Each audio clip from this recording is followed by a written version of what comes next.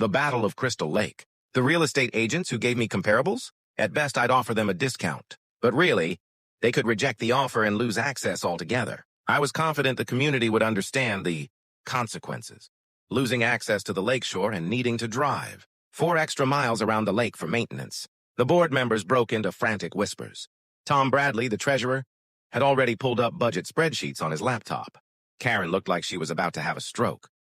"You can't do this," she hissed. "Actually, I can," I replied calmly, sliding the lease agreement across the table. "You've got 30 days to make a decision. After that, I'm installing a gate." The next 3 weeks were pure chaos. Word spread like wildfire through the neighborhood. The same neighbors who had once been swayed by Karen's crusade were now demanding accountability. They flooded the Facebook group with angry calls for an emergency meeting and financial transparency. Karen tried everything. Expensive cease and desist letters, legally toothless. Claims of historical usage rights with no supporting documents. Attempts to involve the city dead on arrival. 2 days before the deadline, under pressure from a full-blown community revolt, the board finally called a proper meeting, not another one of their informal Starbucks get-togethers. The community center was packed, with a live stream for those at home. Karen arrived dressed in a severe black suit instead of her usual blazer, looking like she was attending her own funeral, which, professionally, she was. The vote was swift and nearly unanimous. Karen voted no, of course, but it was 4-1. The lease was approved, the budget adjusted, and HOA fees were raised for everyone to cover the new terms. But the aftermath was even sweeter than the win. Karen's former keyboard warrior supporters turned on her. The Facebook group lit up with charts showing how her vendetta had cost every household an extra $160 per year. A meme of her face photoshopped onto the sinking Titanic. Clutching a clipboard went viral. "I won't let go of my clipboard." At the next public hearing, residents let loose. Mrs. Patterson, a longtime teacher, delivered a scathing 10-minute speech on fiscal responsibility and abuse of power. She ended with, "Some board members really need to ask themselves whether they're serving this community or their own egos." That very night, a recall petition began circulating. Within a week, there were more than enough signatures to trigger a special election.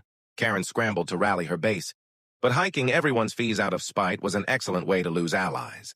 On the morning of the vote, I went swimming. From the lake, I could see Karen's car parked early outside the community center. She'd shown up at 6 a.m., handing out cookies and flyers. By noon, the cookies were untouched, and she stood there alone. That evening, the results were announced. 87% voted for her removal, the highest margin in HOA history.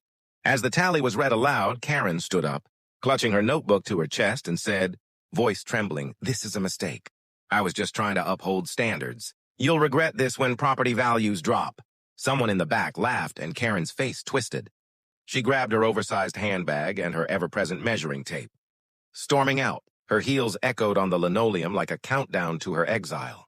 The new board sent me a formal letter of apology the following week, along with a check reimbursing the $1,000 fine I'd paid, plus interest. They offered a revised lease for just $500 a year, with mutual respect and future cooperation. I accepted immediately. To celebrate, I put up a new sign at the entrance to my stretch of the lake. In big, friendly letters, it read, "Private property, swimming welcome." And in tiny print, only visible up close, "Show board not welcome."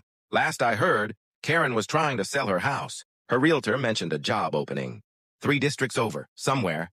The Crystal Lake incident wasn't known. I often think about some poor, unsuspecting HOA board, meeting her for the first time. I still swim every morning. Sometimes I float on my back and think about the moment. I proposed that $5,000 lease hike. The look on Karen's face, worth every cent in legal fees and research costs. She learned a simple truth. Even the smallest power corrupts, and swimming in your own lake is not a crime, no matter what the clipboard says.